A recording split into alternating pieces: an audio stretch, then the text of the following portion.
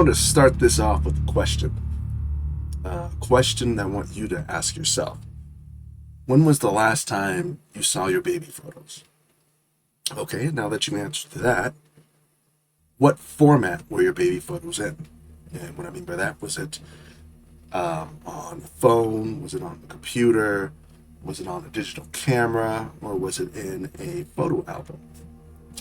Okay, now that you've answered that, if it was anything but a physical photo album, how long ago was it? How long before those photos are lost forever? If your baby photos are stored on some sort of cloud, SD card in a phone, or on the memory card of a digital camera, which is basically think of SD card, how long do you think those are going to last before they're gone forever? So, do you think that those baby photos will still be here in 10 years? Will the cloud that they're stored on be, taken down or deleted to make room for someone else's baby photos? Will the phone or SD card that is in the phone be destroyed or deteriorate? Or the digital camera get lost in storage, or its memory be contaminated and destroyed? I start this off by asking that question because I want to instill how fleeting digital media is.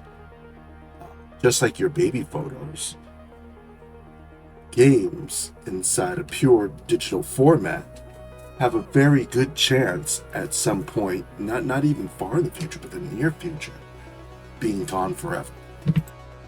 The golden age for physical media, in my opinion, was in the 90s and early 2000s. It was a time where everyone was vying for that shelf space in the store. It was a time where kids would walk into Toys R Us or Walmart and look at the rows of games on the shelf. And if they're lucky, they could pick them up, turn them around, and look at the back. And if they're even luckier than that, they were selecting a game within their price range to purchase. And everything to know about the game was told to you through the back of the case and the front portrait. Now, it wasn't all sunshine and dandies, because sometimes those boxes lied.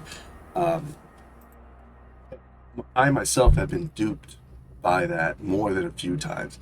I remember one game in particular, I don't remember the name of it, but it had like this really cool anime layout on the box art. And once I bought it and took it home, the game was this really slow dungeon crawl that went for like a realistic art style. All the personality on the box cover gone. None of the characters even looked the same.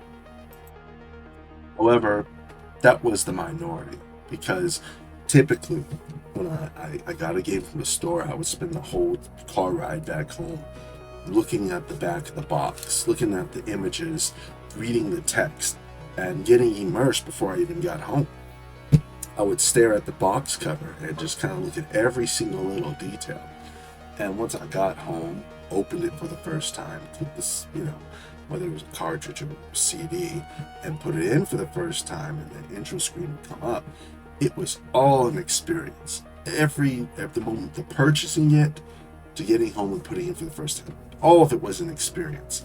And I'm aware that a lot of this is nostalgia, but there was something to be said about even the booklets that they came with. They came with booklets that told you lore, and sometimes even secrets that were in the game that the game itself wouldn't tell you, to help you. It was all an experience. And we are losing that. We really are. The death of physical media is here. And once it's gone, we're not getting it back ever again. Well, no, I won't say ever. Ever's a long time, right? But for the foreseeable future, we're going to lose that. And get this, in I think it was 1999, a website opened called GameSpy. All right. Now, for those of you who were there, and experienced it know exactly what I'm talking about. But for those of you who don't, GameSpy was a website. And when you go to this website, they had a list of games, right? So if you owned this game, if you had this game on your computer, in your CD drive, in your computer, you can use GameSpy to play multiplayer matches, right? Crazy, huh? Because back then, their dedicated servers for games was almost unheard of. So the only way to play with someone else on a game that you own on the computer was usually peer-to-peer, right? So you could like type in someone's IP address. You had to give them, it was a bunch of stuff you had to do. And sometimes it didn't even work because, stuff can get a little sticky sometimes. But GameSpy did most of that for you. 6 years later, Steam came out. Though at the time, Steam was bare bones. They began offering multiplayer services, I think, about 3 years later, in about 2008. So, the thing is that with Steam coming around, it was truly the beginning of the end of that era of gaming there. The death of going on GameSpy, just playing with random people on some random game. They had a lot of random games with it. They were actually really cool. And if you're asking yourself, why is this important? Why is it important? Why was GameSpy so important? Why is it not better to just have something like Steam, a localized, central hub for everyone to go to where the games are hosted on dedicated servers? This is why. On GameSpy, you really had to do something sideways to get banned. Okay? I mean, really sideways. Nowadays, to get banned on a lot of these games that you've purchased yourself, sometimes it doesn't take a lot. I've seen some instances where a streamer is playing the game and someone gets a headshot off on him and goes about his way. That streamer complains, and all of a sudden, that guy who killed the streamer is banned. Watch the emote, quiet emote. There's the emote, there it is. There it is, dude. 4-player, stream, sniping. Yellow proof, you know what I mean? The guy who, paid $50, $60 and maybe who knows how many more in microtransactions just lost everything. He's not getting refunded. GameSpy, that disc was in your computer. You were using a third-party host, and on the off chance you did get banned, well, shit, you still owned the game. It was in your computer, right? And you still had local host options. You controlled everything about that game. Does that paint a clear picture for you? It's gotten to the point where on these newer generations, the new generation of games, almost nobody owns any of them. I bought a PlayStation 5, and I think I have 2 PlayStation 5 games physically in discs in a clamshell being the case. The first one is Sonic the Hedgehog, which I bought the day of when I bought the console. The second is Dragon Ball Sparking Zero. Other than that, every single game is digital, and I got them through the PlayStation Store by paying a subscription service for their premium whatever. So I get free games, and sometimes I get free upgrades. Like Ghost of Tsushima. I have it on PlayStation 4, but they upgraded me for free on PlayStation 5. What happens when my PlayStation account gets banned? my PlayStation, for more or less, becomes a paperweight. All the games that I own, gone. That's a big deal. And something that I think more of us need to come to realize and make a decision. And the decision is, are you okay with that outcome? Are you okay if you get banned from Service X? You're going to lose everything attached to that service. And if you're saying, what are the odds I get banned? You don't know. You honestly don't know. If someone's having a bad day, you could just get banned for anything, right? You could follow all the rules, do everything right. Someone ban you, good luck getting unbanned. Or you can never have a problem, and they just decide that game gotta go because someone didn't like it somewhere. The biggest example for that is this recent fiasco we had with Steam and itch.io, where Visa and MasterCard decided just to tell them, hey, we don't like these games. You can't use our service to pay for them anymore. So what does Steam do?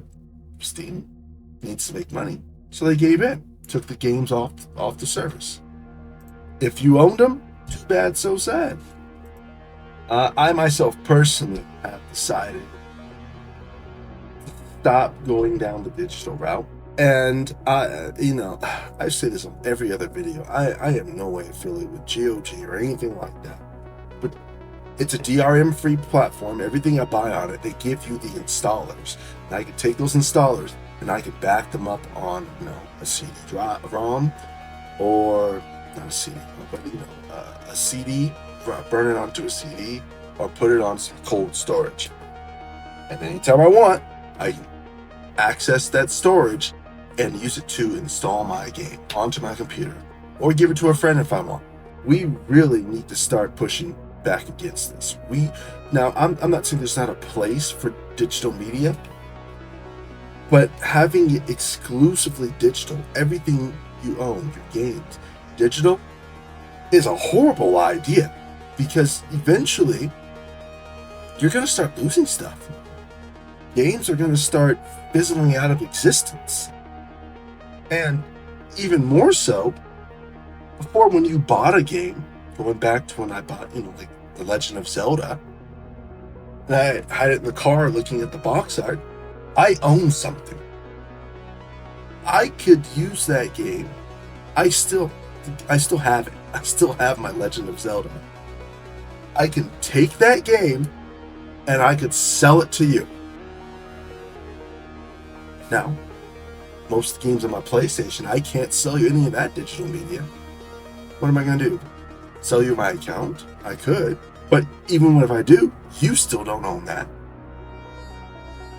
And honestly, in the nostalgia sense, I really do miss all the physical interactions with the game. It makes everything that much more memorable.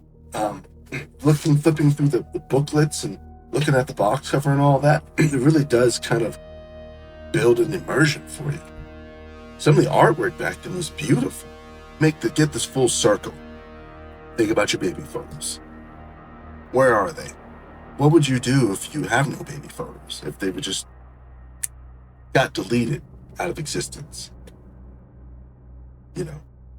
A large portion of your history is gone.